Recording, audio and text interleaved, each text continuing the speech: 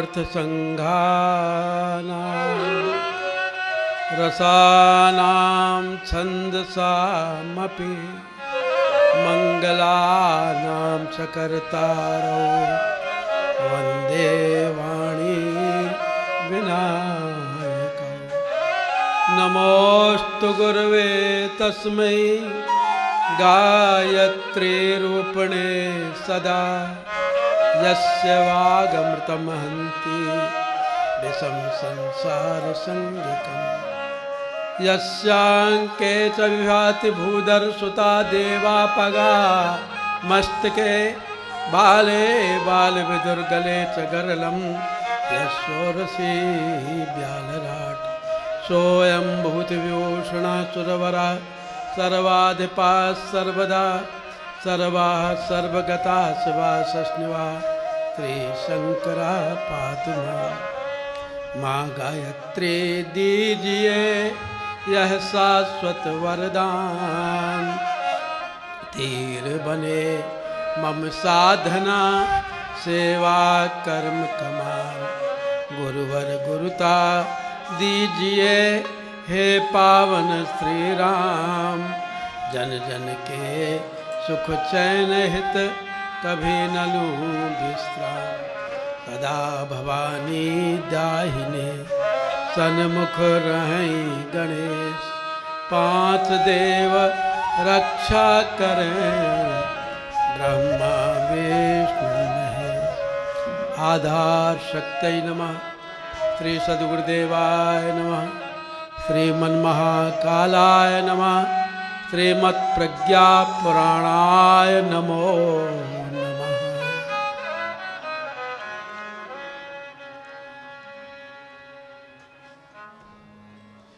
महाकुंभ हरिद्वार के महापर्व में सम्मिलित नवरात्रि अनुष्ठान में निरत सभी तीर्थ सेवन के लिए पधारे हुए हमारे अपने ही श्रद्धालु आत्मीय बंधुओं, देवी स्वरूपा माता और बहनों और ऑनलाइन जुड़े हुए हमारे सभी विराट गायत्री परिवार के आत्मीय परिजन बंधुओं, आज की बड़ी पावन वेला है।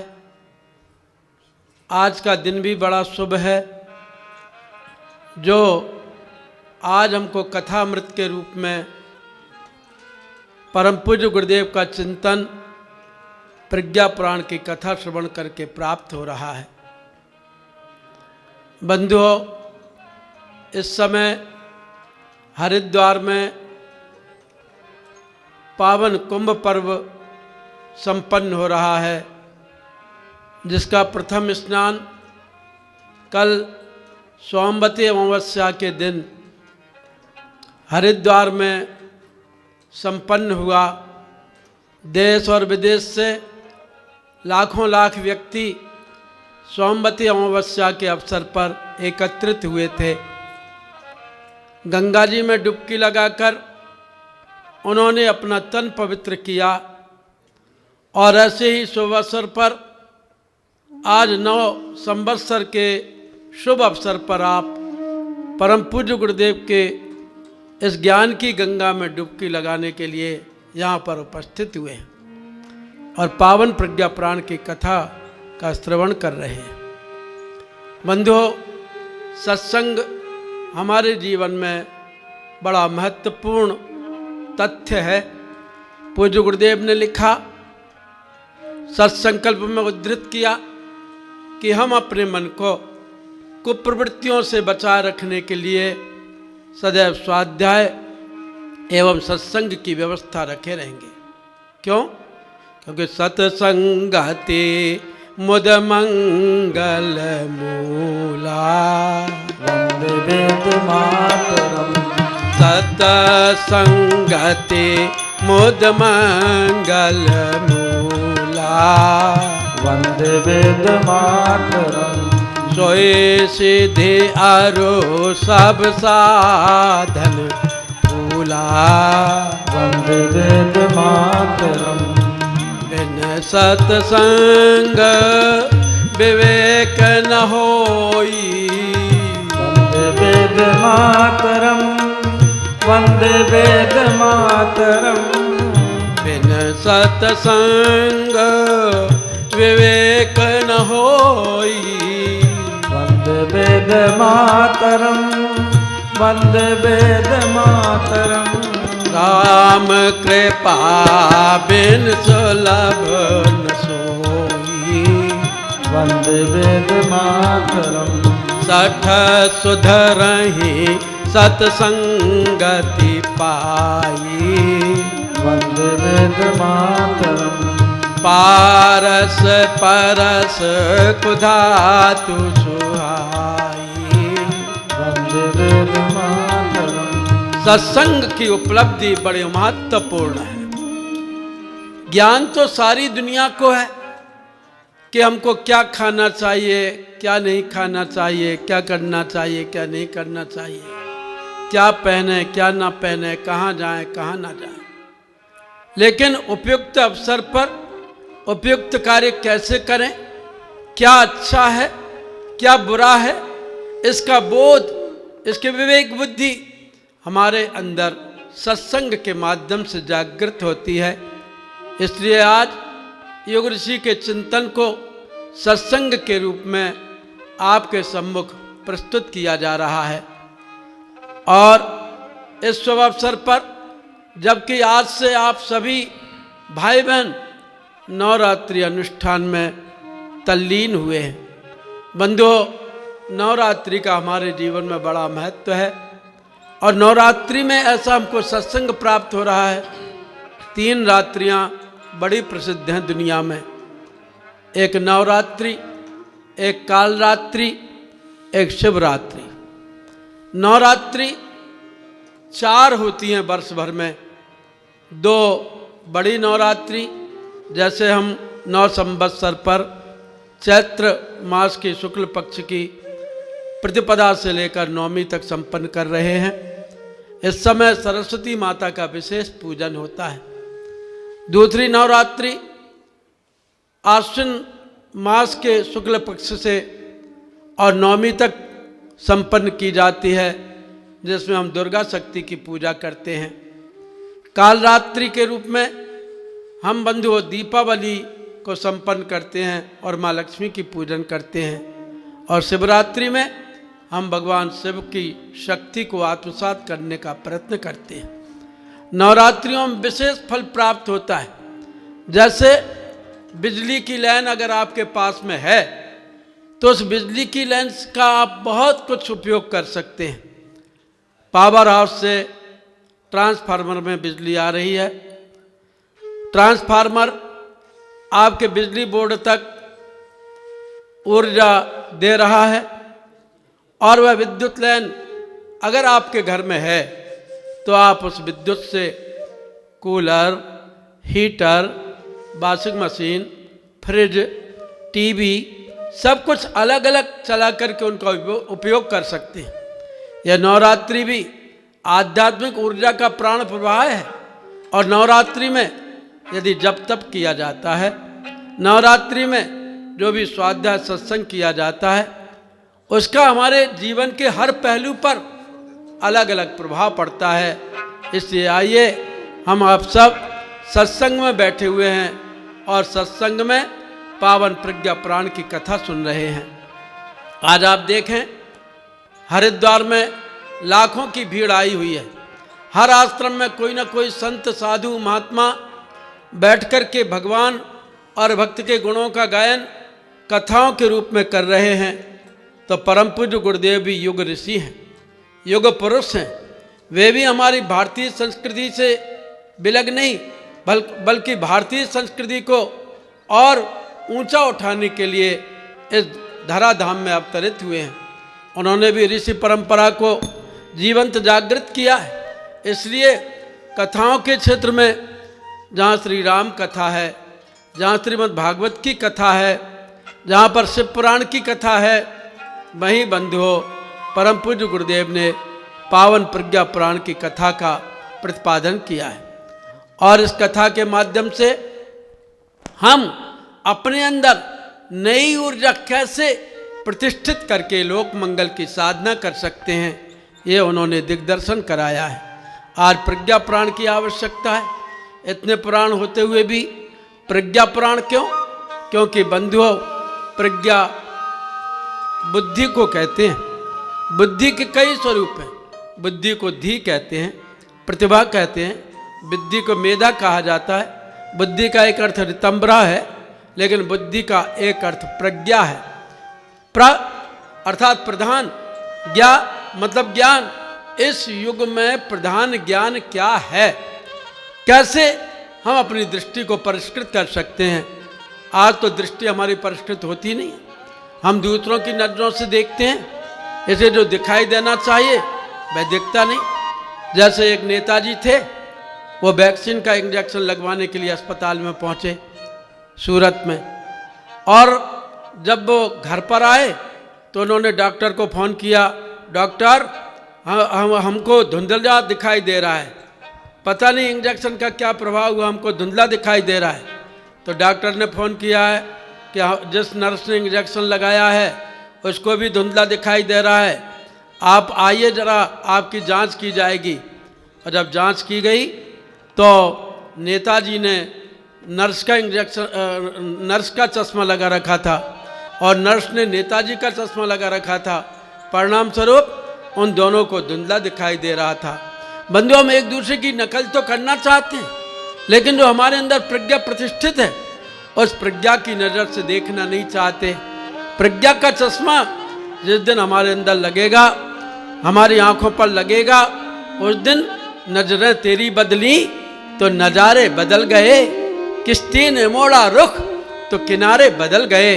प्रज्ञा पुराण में केवल नज़र को बदलना है, और कोई स्थान, धर्म, संप्रदाय, कोई व्यवसाय, कोई नौकरी, कोई धंधा बदलने की बात नहीं है। केवल नज़र को बदल लेंगे तो परमात्मा हमको दिखाई देने लगेगा।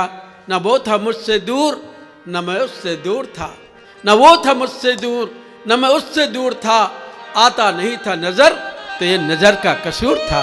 इसलिए यदि परमात्मा का साक्षात्कार सद्बुद्धि सत्कर्म के रूप में करना है तो हमको पावन प्रज्ञा पुराण की कथा का श्रवण करना आवश्यक है। यह पावन प्रज्ञा पुराण कथा तो परम पूज्य गुरुदेव के हृदय हिमालय से निकली हुई पावन गंगा है।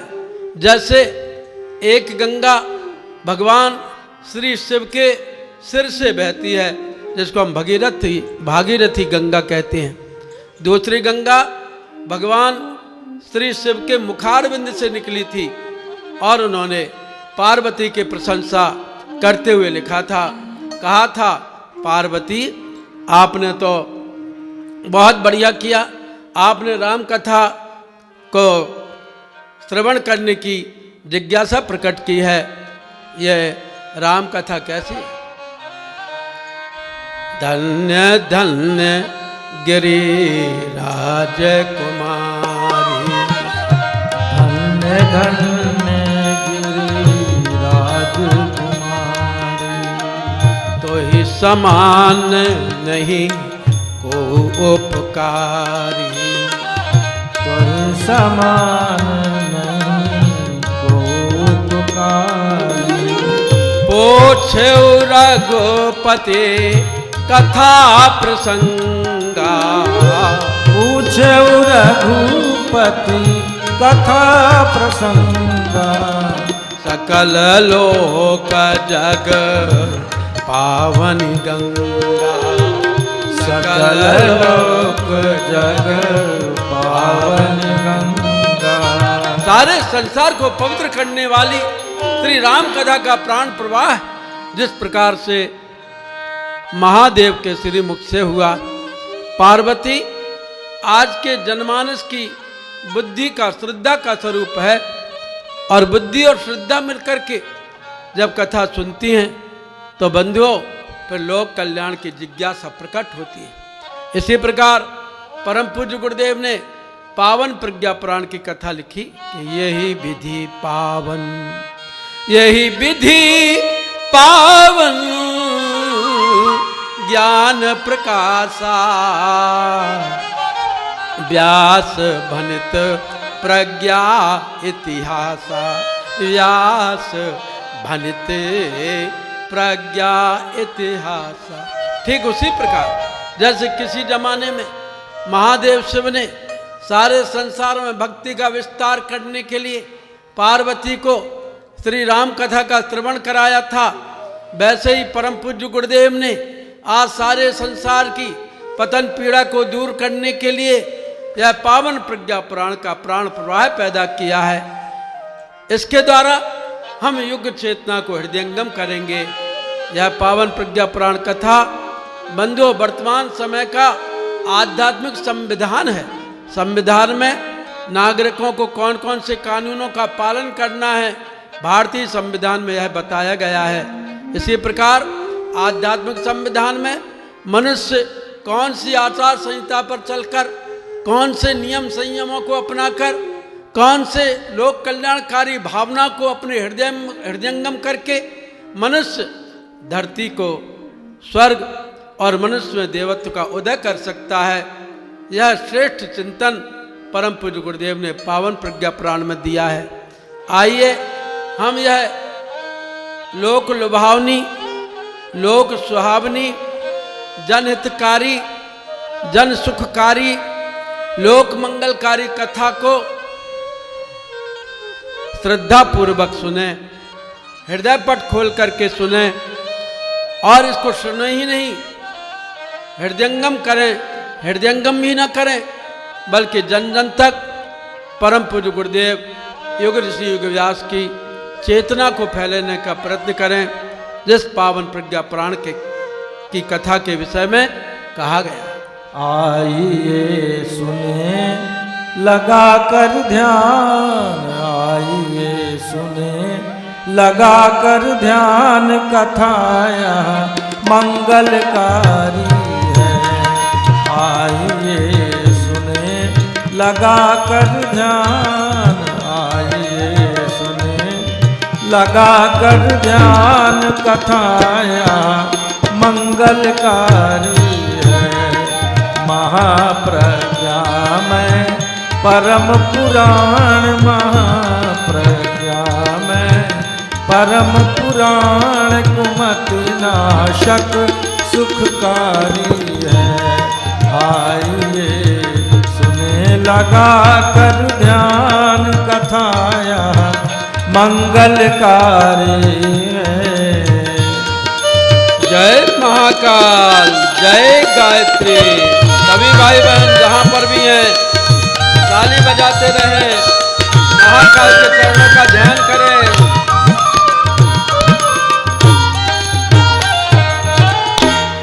मिले जिससे सद्ज्ञान महान, करे जो दूर मोह ज्ञान। मिले जिससे सद्ज्ञान महान, करे जो दूर मोह ज्ञान। करे श्रोता का जो उत्थान, भरा है ज्ञान और विज्ञान। करे श्रोता का जो उत्थान, भरा है ज्ञान और विज्ञान।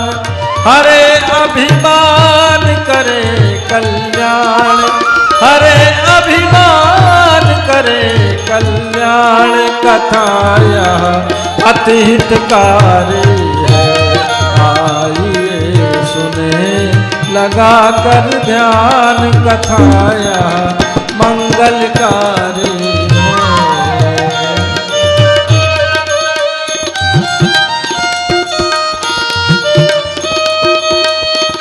जय महाकाल, जय गायत्री।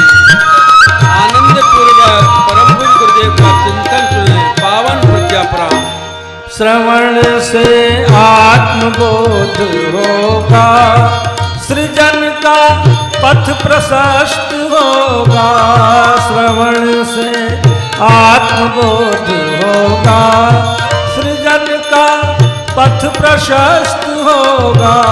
हृदय में भक्ति भाव होगा, भ्रमों जाल नष्ट होगा, हृदय में भक्ति भाव होगा, भ्रमों का जाल नष्ट होगा, बढ़े सद्भाव मिटे दुर्भाव, बढ़े सद्भाव मिटे दुर्भाव, कलुष कलमल संहार आइए सुने लगा कर ध्यान, कथाया मंगलकारी है, आइए सुने लगा कर ध्यान, कथाया मंगलकारी है। महाप्रज्ञा में परम पुराण, महाप्रज्ञा में परम पुराण, कुमत नाशक सुखकारी है, आइए सुने लगा कर ध्यान, कथाया मंगलकारी है, कथाया मंगलकारी है, कथाया मंगलकारी है।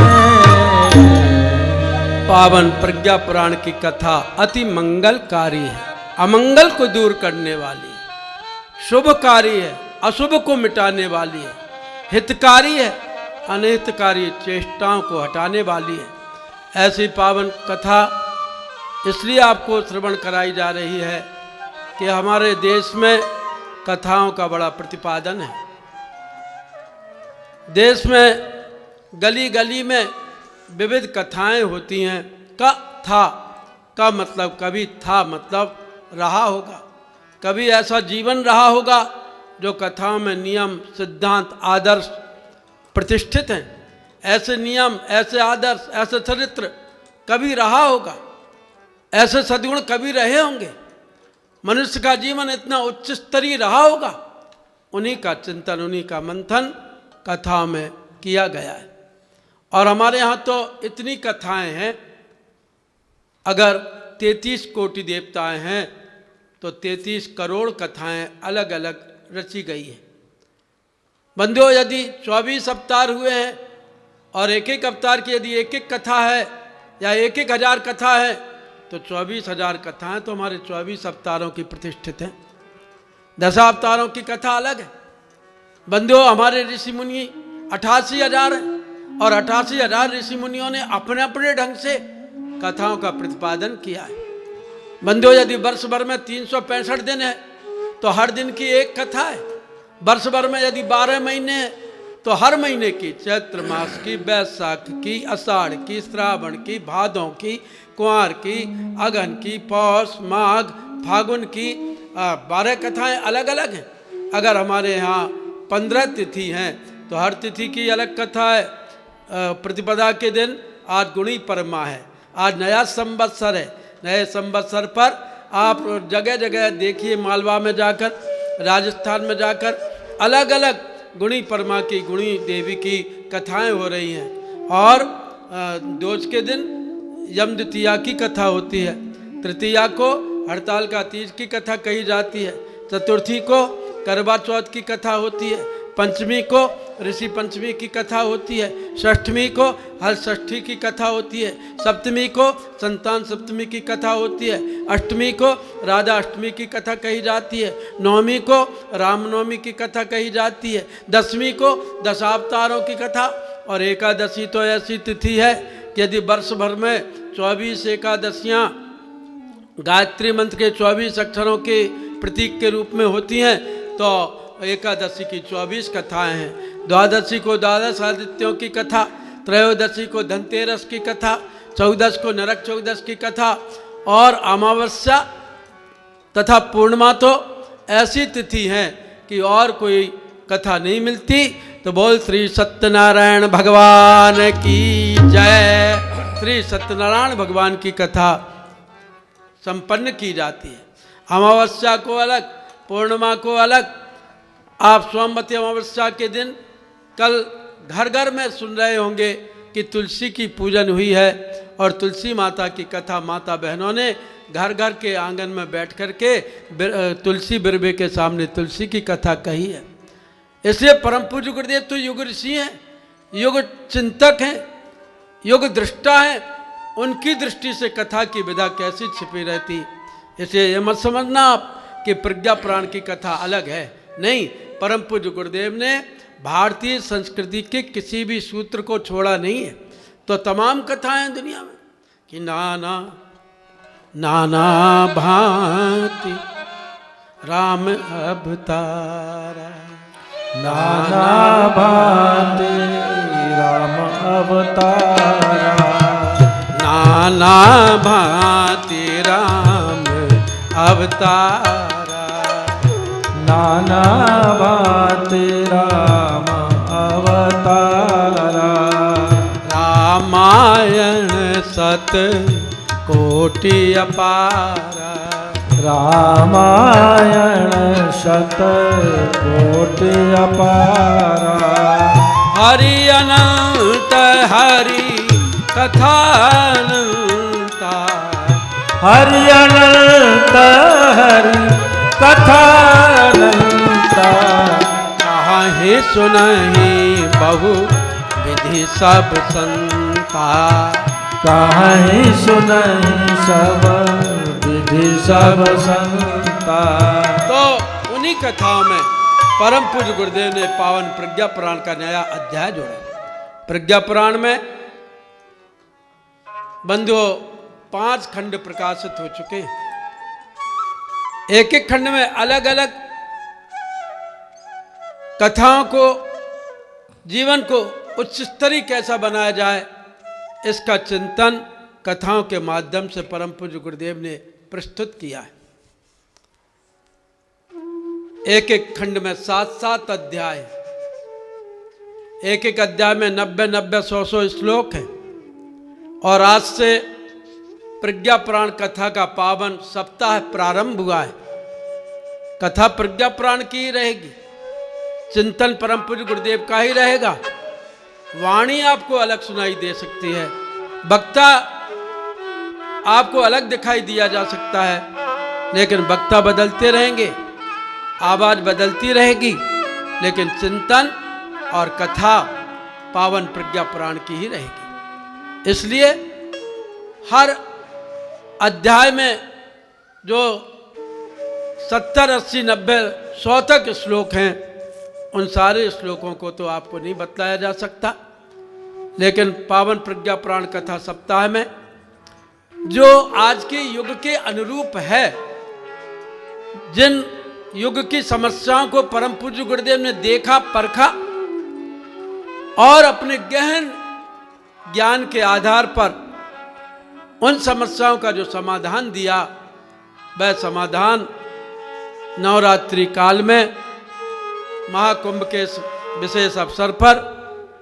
युग तीर्थ शांति कुंज हरिद्वार से प्रसारित किया जाएगा वक्ताओं के द्वारा।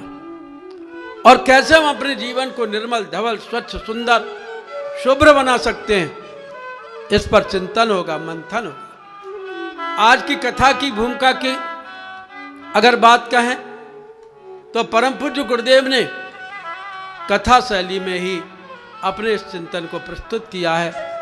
जैसे कोई भक्त भगवान के पास में जाता है, या एक ऋषि दूसरे ऋषि से अपने प्रश्न करते हैं, या एक जिज्ञासु दूसरे विद्वान के पास में जाकर के अपनी जिज्ञासा प्रकट करता है, वैसे ही पावन प्रज्ञा पुराण कथा में भी संवाद शैली है। इसमें भगवान विष्णु और देवर्षि नारद सूत्रधार हैं। देवर्षि नारद जिज्ञासु होकर भगवान विष्णु के पास में पहुंचते हैं और कोई आलंकारिक बात ना कहकर, कोई वेद पुराण जीवात्मा परमात्मा की बात ना कहकर, वर्तमान समय में जो मनुष्य जीवन की कठिन समस्याएं हैं, उनके विषय में चिंतित होकर के नारद जी ने भगवान विष्णु से कुछ जिज्ञासा प्रकट की है। उसी संदर्भ में योग ऋषि योग व्यास की लेखनी चलती है। लोक कल्याण कृत धर्म धारणा संप्रसार कहा, व्रती आया वरो मान्यो देवर्षि ऋषि सत्तमा अव्याहत गतिम प्राप गंतुम विष्णु पदम सदा नारदो ज्ञान चर्चार्थम स्थित्वा वैकुंठ सन्निधौ। लोक कल्याण के लिए जन जन तक धर्म धारणा का प्रसार विस्तार करने का व्रत लेकर निरंतर विचरण करने वाले नारद ऋषियों में सर्वश्रेष्ठ गिने गए और देवर्ष के मूर्धन्य सम्मान से विभूषित हुए। एकमात्र उन्हीं को यह सुविधा प्राप्त थी कि वो कभी भी बिना रोक टोक भगवान विष्णु के धाम परम धाम वैकुंठ लोक पहुंच सकते थे और अभीष्ट समय तक भगवान श्री विष्णु के समीप बैठ करके ज्ञान चर्चा कर सकते थे। बंधुओं, यदि भगवान के प्रति हमारी आस्था हो और हम पात्रता का विकास कर लें तो भगवान स्वयं हमसे बातचीत करने के लिए, वार्ता करने के लिए तैयार हो जाते हैं। पहले आपको पता है, पहले के ऋषि मुनि डायरेक्ट परमात्मा से बात करते थे। इंद्र से बातचीत होती थी ऋषि मुनियों की, यमराज से बात होती थी, सावित्री जैसी साध्वियों की। बंधुओं, सूर्य भगवान से बात होती थी, कुंती जैसी सती की। हनुमान जी से बात करते थे, विभीषण जैसे भक्त। आज भी अगर हम अपनी क्षमता का विस्तार कर लें और हमारे अंदर श्रद्धा प्रज्ञा निष्ठा हो तो परम पूज्य गुरुदेव से भी हम आमने सामने बात कर सकते हैं, क्योंकि देवी चेतनाएं कहीं लुप्त नहीं होती। हमारे इन स्थूल नेत्रों से उनकी चेतना हमको दिखाई नहीं देती, लेकिन यदि हम अपनी पात्रता का विकास कर लें तो अभीष्ट समय तक हम देवी देवताओं से, अवतारों से, भगवान से, ऋषि मुनियों से आज भी बात कर सकते हैं। जब परम पूज्य गुरुदेव हिमालय गए तो उन्होंने वहाँ पर तमाम पौराणिक वैदिक ऋषियों से भेंट की और उनकी आंखों में आंसू देख करके पूज्य गुरुदेव ने पूछा था, वशिष्ठ जी महर्षि आप क्यों दुखी हैं? विश्वामित्र आप करुणा में क्यों डूबे हुए हैं? याज्ञवल्क्य जी आपका मुख मिलान क्यों है? श्रृंगी ऋषि आप दुखी क्यों दिखाई दे रहे हैं? भारद्वाज जी आपको क्या हुआ? व्यासदेव जी आप उदास क्यों हैं? और जितने भी ऋषि मुनि जिन्होंने हमारे धर्म और संस्कृति को उत्तरोत्तर ऊंचाई पर पहुंचाया था, उनसे बातचीत गिरी कंदराव में हुई थी परम पूज्य गुरुदेव की। कौन कहता है कि ऋषि चेतनाएं विलुप्त हो गई? कुंभ का अवसर चल रहा है, सन 86 के कुंभ पर्व का स्मरण है कि परम पूज्य गुरुदेव ने अपने आप को साधना की कोठरी में बंद कर लिया था और कहा था 2 दिन तक मैं किसी से नहीं मिलूंगा। बाद में पता चला कि उन्होंने हिमालय की ऋषि सत्ताओं से, साधु महात्माओं से विशेष भेंट की थी और युग के समाधान को उन्होंने पूछा था। बंधुओं, आज भी हम ऋषि मुनियों से बातचीत कर सकते हैं, दैवी चेतनाओं से बातचीत कर सकते हैं। देवर्षि नारद ने अपनी भगवत भक्ति की शक्ति से यह पात्रता प्राप्त कर रखी थी। कौन सी शक्ति थी? वो धर्म धारणा के प्रसारक थे। आज तो हम केवल धर्म धारणा का उपदेश मात्र करते हैं, धर्म धारणा का केवल संकीर्तन करते हैं, लेकिन पहले के व्यक्ति ऐसे विस्तारक होते थे कि अपने जीवन को धर्म के रास्ते पर चलकर बतलाते थे और धर्मशील व्यक्ति का जीवन कैसा होता है इसका उदाहरण प्रस्तुत करते थे। बंधुओं, देवर्षि नारद भी ऐसे ही थे। हमेशा श्रीमन्नारायण नारायण नारायण का उद्घोष करते थे, हमेशा भगवान विष्णु के चरणों में लीन रहते थे, हमेशा उनके मन में एक ही जिज्ञासा बनी रहती थी कि ज्ञान के द्वारा, कर्म के द्वारा, भक्ति के द्वारा मैं विश्व में पड़े हुए पतन पीड़ा से ग्रस्त लोगों का दुख कैसे दूर करूं। यह पात्रता होती है धर्म धारणा के विस्तार करने वाले की, और वृत्ति है। एक बार जो संकल्प ले लिया उससे डिगते नहीं थे, फिर चाहे जितने संकट आए या बर हैं, जहाँ मिल गया वहाँ, जहाँ समय देखा वहाँ पर रुक गए, जहाँ पर उन्होंने जो भोजन मिल गया वो ग्रहण कर लिया, जल मिला तो पी लिया, नहीं मिला तो प्यासे रह गए। या बर उसको कहते हैं, धरती जिसका बिछौना हो, आकाशी जिसका ओढ़ना हो, जिसके अंदर राग द्वेष ना हो। यदि कृष्ण भगवान देवर्षि नारद का सम्मान करते हैं तो कंस भी अपनी मृत्यु से बचने का उपाय नारद जी से पूछते हैं। शंकर जी यदि नारद जी का सम्मान कर रहे हैं तो शंकर जी का घोर शत्रु जलंधर शंकर जी पर विजय प्राप्त करने की बात नारद से ही पूछता है। यह यायावर का जीवन है, यह ऋषियों का जीवन है। उनकी दृष्टि में वसुधैव कुटुंबकम होता है, वह हमेशा सबके प्रति एक भाव रखते हैं। और मान्यो, यह मान्यवर हैं।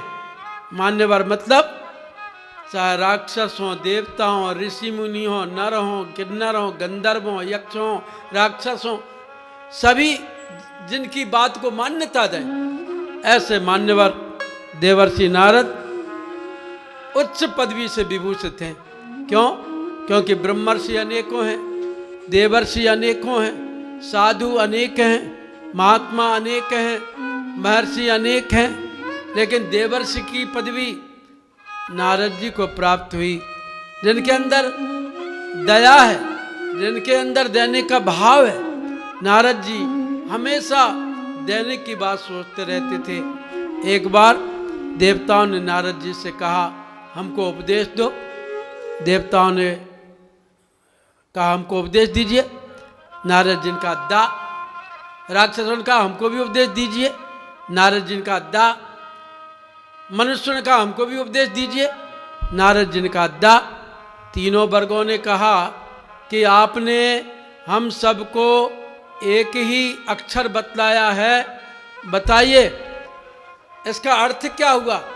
तो देवर्षि नारद ने कहा था, देवताओं तुमको दा का उपदेश मैं इसलिए दे रहा हूँ कि तुम सुंदर, गौरवर्ण, गठीले शरीर वाले, शक्तिशाली होगे और तुम कहीं इंद्रिय लोलुप न बन जाओ, इसलिए तुम इंद्रियों का दमन करना।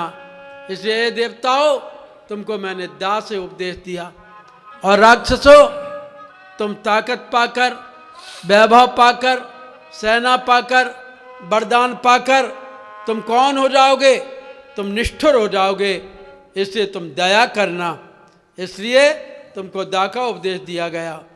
और ए मनुष्यों तुम ऐश्वर्य पाकर कार, कोठी, बंगला और बैंक बैलेंस पाकर कंजूस हो जाओगे, कृपण बन जाओगे। इसे दान करना। तीनों को दा का उपदेश देने वाले देवर्षि नारद देवर्षि बन गए और ऊंची पदवी प्राप्त कर ली। ऊंची पदवी उसी को मिलती है जो ऊंचा काम करते हैं।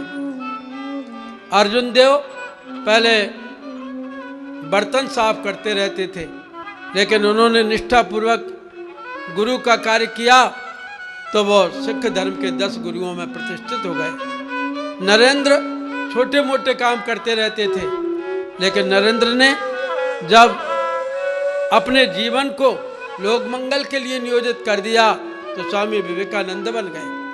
आदिगुरु शंकराचार्य विधवा के पुत्र थे, बड़े गरीब थे, लेकिन जब उन्होंने सनातन संस्कृति के लिए अपने जीवन को समर्पित कर दिया तो आदिगुरु शंकराचार्य बन गए। और भी आमल खेड़ा में जिन्होंने जन्म लिया, ब्रजभूमि के छोटे से गांव में, और जिन्होंने बंधुओं दानकुंवरी माता के गर्भ से जन्म लेकर गायत्री तपोवन मथुरा में आकर के कठोर तप किया, तो एक छोटे से आमलखेड़ा ग्राम में जन्म लेने वाला यह पंडित रूप किशोर शर्मा का ब्राह्मण बालक आज वेद मूर्ति तपोनिष्ठ पंडित श्री राम शर्मा आचार्य के रूप में जाना जाता है, जो इस युग के विश्वामित्र कहे जाते हैं, जो इस युग के वशिष्ठ कहे जाते हैं, जो इस युग के युग ऋषि हैं। और बड़े बड़े लोग इनके साहित्य को पढ़कर, बड़े बड़े विद्वान, बड़े बड़े कथावाचक आज कहते हैं कि वाह, अगर हमको ऐसा चिंतन नहीं मिला होता तो हम तो लकीर के फकीर बने रहते। बंधुओं, ऊंची पदवी उसी को मिलती है जो ऊंचा कार्य करता है। एक बार ब्रह्म सरोवर ने भगवान शंकर से जाकर के शिकायत की, भगवान मैं भी आपका बेटा और गंगा भी आपकी बेटी, लेकिन गंगा का नाम तो हजारों लोग जानते हैं, लाखों आदमी कल सोमवती अमावस्या के दिन और आज 9 संवत्सर के दिन गंगा में आकर के डुबकी लगा रहे हैं। जहाँ जहाँ गंगा है वहाँ वहाँ पर कुंभ पर्व मनाया जा रहा है। गंगा का नाम तो आज दुनिया का हर आदमी जानता है, लेकिन मुझको तो कोई पहचानता ही नहीं, मुझे तो कोई जानता ही नहीं। बताइए आपने इतना पक्षपात क्यों किया? भगवान शंकर मृदुवाणी में बोले, ब्रह्म सरोवर इसमें ना मेरी गलती है ना गंगा की गलती है, तो फिर किसकी गलती है? इसमें तो तेरी गलती है। क्यों? देख ब्रह्म सरोवर, तूने अपने चारों ओर किनारे बांध रखे हैं, तूने अपनी विभूति को, तूने अपने जल को, तूने अपने वैभव को विश्व के लिए वितरित नहीं किया।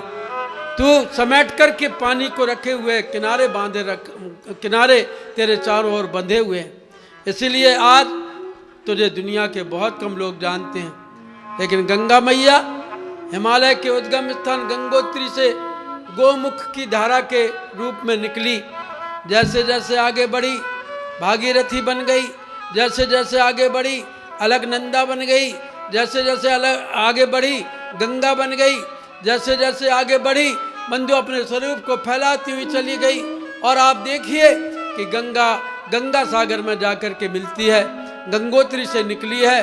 गंगा जहाँ से निकल गई वहाँ पर हरियाली छा गई, गंगा जहाँ से निकल गई वहाँ पर बांध बन गए, गंगा जहाँ से निकल गई वहाँ पर तीर्थ बन गए, गंगा जहाँ से निकल गई वहाँ पर देव स्थलियाँ बन गई, गंगा जहाँ से निकल गई हर हर गंगे कह कर के लोग श्रद्धान्वित हो गए। लेकिन ब्रह्म सरोवर तूने बहना नहीं सीखा।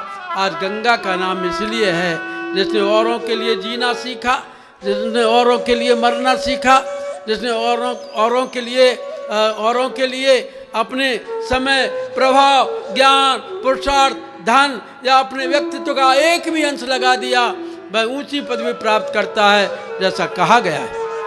औरों के हित जो जीता है, औरों के हित जो मरता है, औरों के हित जो जीता है, औरों के हित जो मरता है, उसका हर आंसू रामायण प्रत्येक कर्म ही गीता है।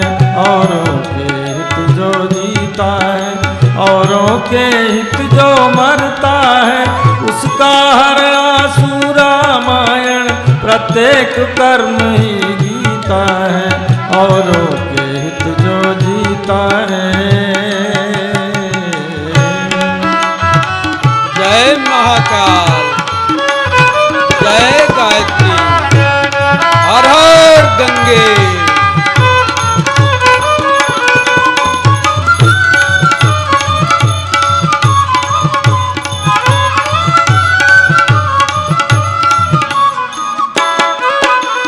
तृषित किसी को देख सहज ही होता है आकुल व्याकुल, जिसकी सांसों में पर पीड़ा भरती है अपना ताप अतुल।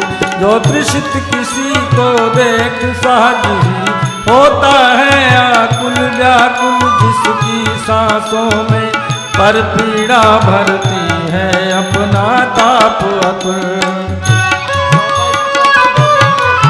वह है नारद जो औरों की वेदना निरंतर पीता है, वह है नारद जो औरों की वेदना निरंतर पीता है। उसका हर आंसू रामायण प्रत्येक कर्म ही गीता है। उसका हर आंसू रामायण प्रत्येक कर्म ही गीता है। औरों के हित जो जीता है।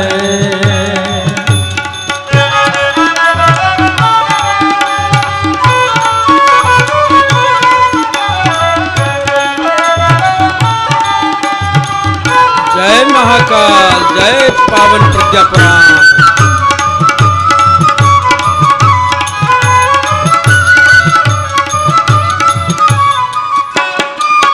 जिसने जग के मंगल को ही अपना जीवन व्रत मान लिया, पर्याप्त विश्व के कण कण में भगवान तत्व पहचान लिया। जिसने जग के मंगल को ही अपना जीवन व्रत मान लिया, पर्याप्त विश्व के कण कण में भगवान तत्व पहचान लिया। उस आत्मा का सौभाग्य अटल वही प्रभु की परिणीता है। उस आत्मा का सौभाग्य अटल वही प्रभु की परिणीता है। उसका हर आंसू रामायण प्रत्येक कर्म ही गीता है।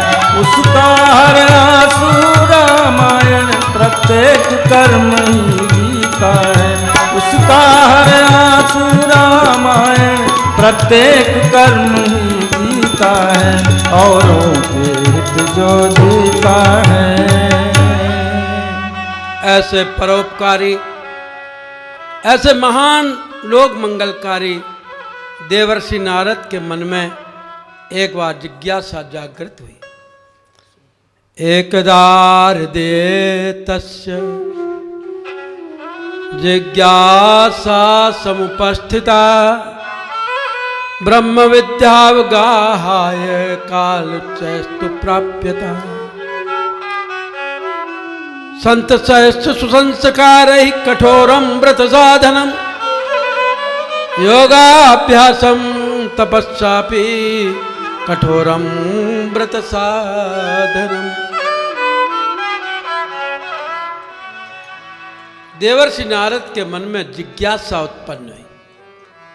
प्रश्न नहीं, और मरे हुए प्रश्नों से किसी का लोक मंगल हो भी नहीं सकता। आजकल तो लोगों के मन में तरह तरह के प्रश्न उमड़ते रहते हैं। क्यों पंडित जी, कुंभकर्ण की नानी का क्या नाम था? तुमको अपनी नानी का नाम याद है?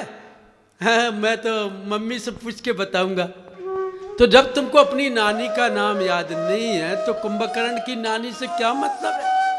और ये बताओ पंडित जी, रामायण में मांगी नाव न केवट आना, ये सही है या मांगी नाव न केवट आना? ये बात सही है कि नाव मांगी नहीं और केवट आ गया, और नाव मांगी लेकिन केवट नहीं आया। ये इसमें से कौन सी बात सही है? भैया तुमको क्या लेना देना है? अरे ये मरे हुए प्रश्न हैं, और मरे हुए प्रश्न किसी के अंदर जीवन पैदा नहीं कर सकते। इसलिए जिज्ञासा प्रकट होना चाहिए। पार्वती जी के अंदर जिज्ञासा प्रकट हुई थी, देवर्षि नारद के अंदर भी जिज्ञासा प्रकट हुई कि जो ऋषि मुनि हैं वे तो जब तप के कारण भगवत भक्ति करके अपने लोक कल्याण और आत्म कल्याण का पथ प्रशस्त कर लेते हैं। जो भक्त हैं, जो विद्वान हैं, जो आप्तकाम महापुरुष हैं, वे तो अपने जीवन को भगवत सत्ता से जोड़कर जीवन के अनुपम लाभ प्राप्त कर लेते हैं। लेकिन जो दुकानदार हैं, जो किसान हैं, जो मजदूर हैं, जो आम व्यक्ति हैं, जो निरंतर घर गृहस्थी के कार्य में फंसे हुए लोग हैं, उनका आत्म कल्याण कैसे सिद्ध हो? मैं जाकर के देखूं जरा धरती पर। और देवर्षि नारद धरती पर आए। उन्होंने चारों तरफ आंखें फाड़ फाड़ करके देखा, लेकिन नारद ने देखा कि नानक दुखिया सब संसार, हर आदमी बड़ा दुखी है। सास इसलिए दुखी है कि बहू बड़ी कड़वी मिली। और बहू इसलिए दुखी है कि सास गले का फांस बनी हुई है। पहले तो अयोध्या में एक ही कोप भवन था, लेकिन नारद जी ने देखा आज तो मकान का हर कमरा कोप भवन बना हुआ है। किसी कमरे में सास हनुमान जी जैसा मुंह फुलाए बैठी है, तो किसी कमरे में बहू गुब्बारे जैसा मुंह फुलाए बैठी है। किसी कमरे में बाप गाली बक रहा है, तो मकान के किसी कमरे में बेटा आंखें तरेरे बैठा हुआ है। कहीं जिठानी गाली बक रही है, तो कहीं देवरानी आंसू बहा रही है। मकान का हर कमरा कोप भवन बन गया। आज तो मकान का हर आंगन महाभारत का मैदान बना हुआ है। पहले तो धर्म क्षेत्र कुरुक्षेत्र के मैदान में एक ही महाभारत हुआ था, लेकिन आज तो घर के आंगन में भाइयों भाइयों में लाठियां चलती रहती हैं, गोलियां बरसती रहती हैं, गालियां चलती रहती हैं। आज की स्थिति ज़्यादा खराब है। बंधुओं, कोई इसलिए परेशान है कि एक भी बच्चा नहीं है। विवाह हुए 10 साल हो गए, देवी से मनौती मनाते मनाते परेशान हो गए। और कोई इसलिए दुखी है कि घर में क्रिकेट टीम बनी हुई है, 10-10, 11-11 बच्चे हैं। रात में गिनना पड़ता है कि कौन सा बच्चा घर में नहीं वापस आया। फौज की फौज जमी हुई है। कोई इसलिए दुखी है कि भोजन पचाने के लिए चूरन खाना पड़ रहा है, और कोई इसलिए दुखी है कि घर में फांके पड़े हुए हैं, चूल्हा जलाने का भी इंतजाम नहीं है। कोई इसलिए दुखी है कि इतना बड़ा मकान है, झाड़ू ही नहीं लग पाता है, पूरा मकान गंदा पड़ा है। और कोई इसलिए दुखी है कि रहने के लिए झोंपड़ी का भी कहीं कोई व्यवस्था नहीं है। आदमी आज दुखी है। जहाँ देखो वहीं पर आज बुद्धि के बौद्धिक अपराध हो रहे हैं। धर्म में ढोंग और पाखंड फैलता चला जा रहा है। कर्म में अब नीति निष्ठा रही नहीं, ईमानदारी कहीं दिखती नहीं। वर्ण धर्म आश्रम नहीं चारी, श्रुति विरोध रस सब नारी। दुष्श्रुति वेचक भूप प्रजासन, नहीं को मान निगम अनुशासन। मारक सुई जा कहूँ जोई भाबा, पंडित सुई जो गाल बजावा। जाके नखर जटा विशाला, सोई तापस प्रसिद्ध कलि काला। झूठा ही लेना, झूठा ही देना, झूठा ही भोजन, झूठ सबहना। आज तो चारों तरफ आग लगी है। आदमी को खल रहा है आदमी को खल रहा है आदमी। मरुस्थल सा जल रहा है आदमी। दूसरे का कौर मुंह से छीनकर आजकल में पल रहा है आदमी। इंसानियत की इतनी गिरावट देखकर देवर्षि नारद का संत हृदय दुखी हो गया, और वो मानवता को सुखी करने के उपाय पूछने के लिए बैकुंठ जाने लगे। बैकुंठ जहाँ कोई कुंठा नहीं है, कुंठा रहत स्थान को बैकुंठ कहते हैं। विष्णु वह है जो सबकी आत्मा में वेष्टित है, सबको एक साथ देखते हैं। और नारद वे हैं जिनकी बात को रद्द नहीं किया जा सकता। ऐसे देवर्षि नारद भगवान नाम का संकीर्तन करते हुए बैकुंठ धाम जा रहे हैं। आइए आज के प्रतिपदा 9 संवत्सर के इस पावन पर्व पर आप हम सब भी भगवान श्री हरि का संकीर्तन करके अपने आप को कृतकृत करें।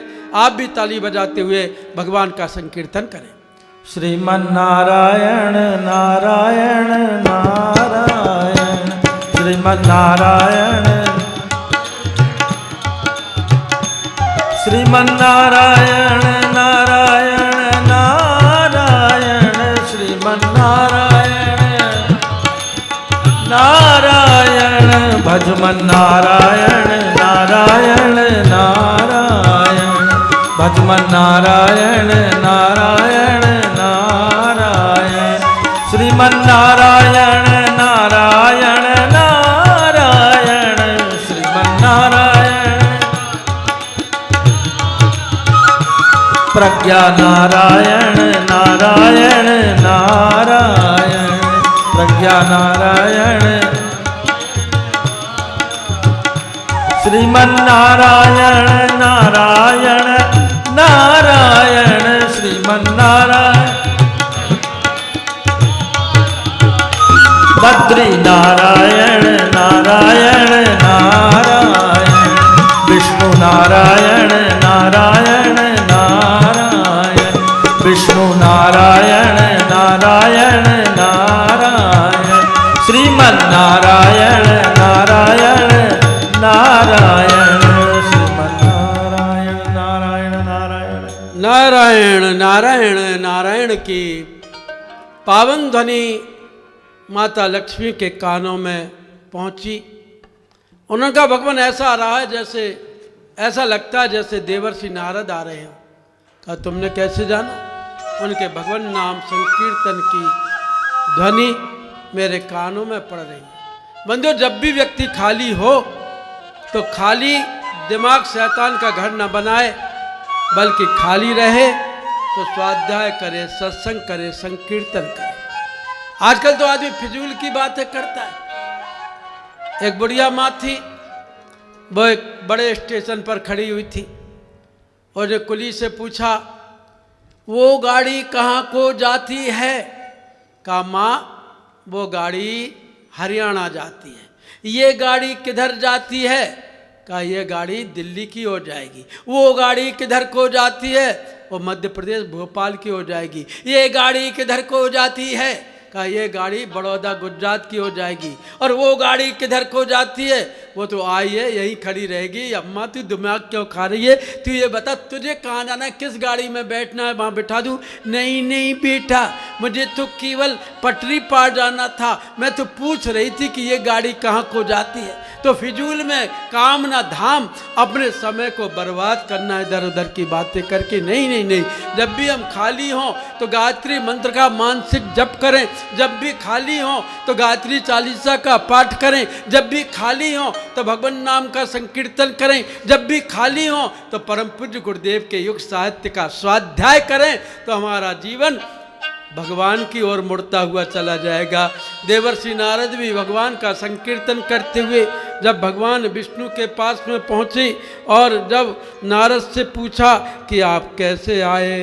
देवर्षि परम प्रीति पपृच्छ विनयान्विता ने तुम जीवन शर्याम भई साधनाया मैताम प्रभु जिज्ञासाम नारदस्यस्थ ज्ञात्वा सम्मुदे हरि उवाच च महर्षे त्वामथ यस्मिन् तम मनीषितम्। देवर्षि नारद जब हरिधाम पहुँचे तो भगवान विष्णु ने उनको प्रणाम किया, उच्च सिंहासन पर बिठाया, पाद प्रक्षालन कराया। यह हमारी भारतीय संस्कृति की परंपरा है कि मुनि रघुवीर परस पर नबहि और बचन अगोचर सुखानुभवहि। एक दूसरे को नमन बंदन करते हैं तो एक विशेष प्रकार का इंद्रियातीत सुख हमको प्राप्त होता है। इसलिए जब भी हमारे बड़े बूढ़े मिलें, जब भी हमारे बुजुर्ग हमको दिखाई दें, शिक्षक दिखाई दें, गुरुजन दिखाई दें, उनको श्रद्धापूर्वक नमन करें, उनको बैठने के लिए उचित स्थान दें, उनके चरणों की सेवा करें। फिर बोलें तो कैसे बोलें कि बोले बचन राम ने नागर और सत्य स्नेह शील सुख सागर। बोले तो बिच्छू के डंक वाली बात ना बोले, सांप के फुफकारने जैसी बात ना बोले, चूहा जैसे कपड़े को कतल लेता है ऐसी बात हम ना बोलें, बल्कि बोलें तो कैसे बोलें? हमारे शब्द सुंदर हों, वाणी मृदु हो, जीव नम्रता से भरी हुई हो। भगवान विष्णु ने भी ऐसे ही नम्र वचनों से देवर्षि नारद को तृप्त किया। हे देवर्षि नारद, आज आपके चेहरे पर चिंता की रेखाएं क्यों दिखाई दे रही हैं? आज आपका मुख म्लान क्यों है? आज आप उदास क्यों हैं? क्या अभी तक आपको भोजन प्राप्त नहीं हुआ? क्या किसी भक्त ने आपका दिल दुखा दिया? क्या किसी व्यक्ति ने आपका अपमान कर दिया? आप दुखी क्यों हैं? तब नारद जी ने कहा, भगवान आज मैं आपकी बनाई हुई दुनिया को देखने के लिए गया था।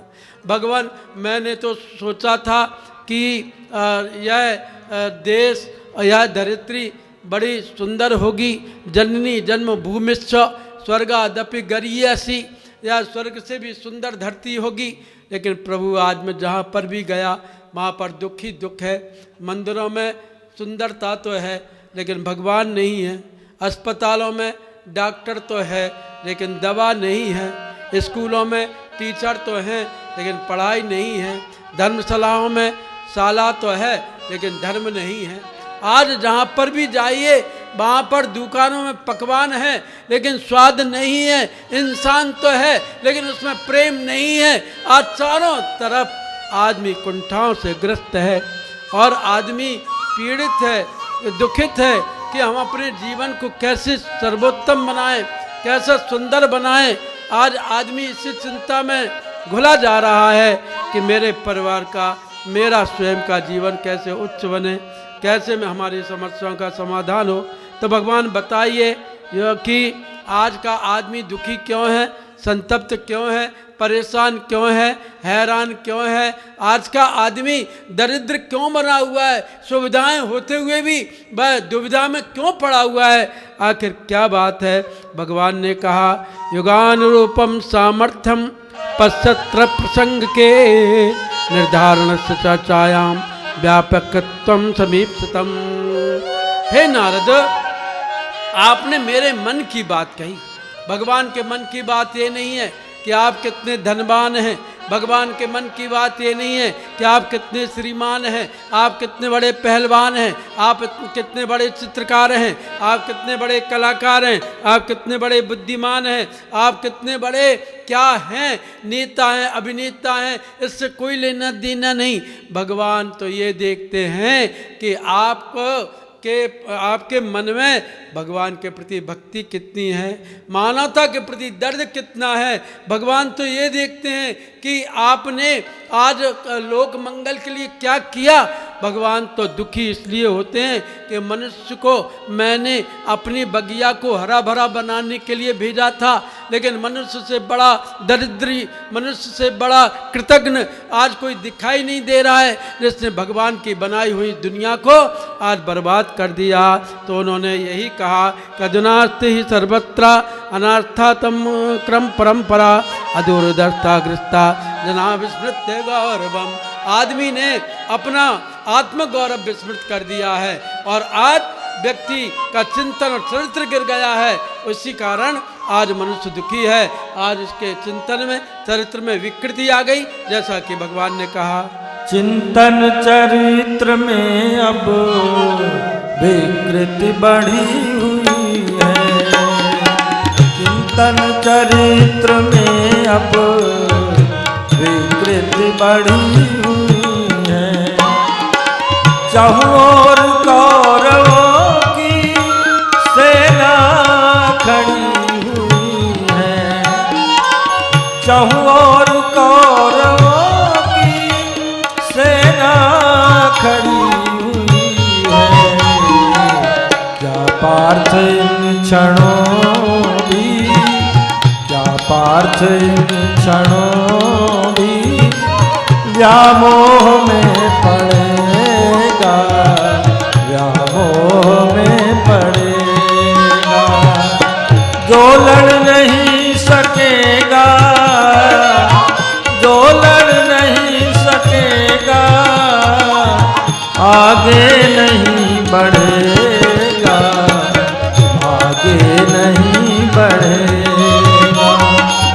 संग्राम जिंदगी है, लड़ना उसे पड़ेगा, लड़ना उसे पड़ेगा, लड़ना उसे पड़ेगा। हे देवर्षि नारद, तुमने जिन समस्याओं का बखान किया है उन समस्याओं का निदान भी मनुष्य के अंतस में है। यदि वह अपनी दुर्बलताओं, अपनी कमजोरियों, अपने निकृष्टता को हटा दे तो उत्कृष्ट बन करके वह मनुष्य जीवन की समस्याओं का समाधान स्वयं कर सकता है। और क्या समाधान होगा, इसका प्रसंग कल की कथा में आपको श्रवण करने को मिलेगा। आज के प्रसंग को हम यहीं पर विराम करते हैं। ओम शांति शांति शांति। हमारे YouTube चैनल शांति कुंज वीडियो गायत्री परिवार को सब्सक्राइब करें एवं बेल आइकन जरूर दबाएं ताकि गायत्री परिवार की विभिन्न गतिविधियों की जानकारी आपको मिलती रहे।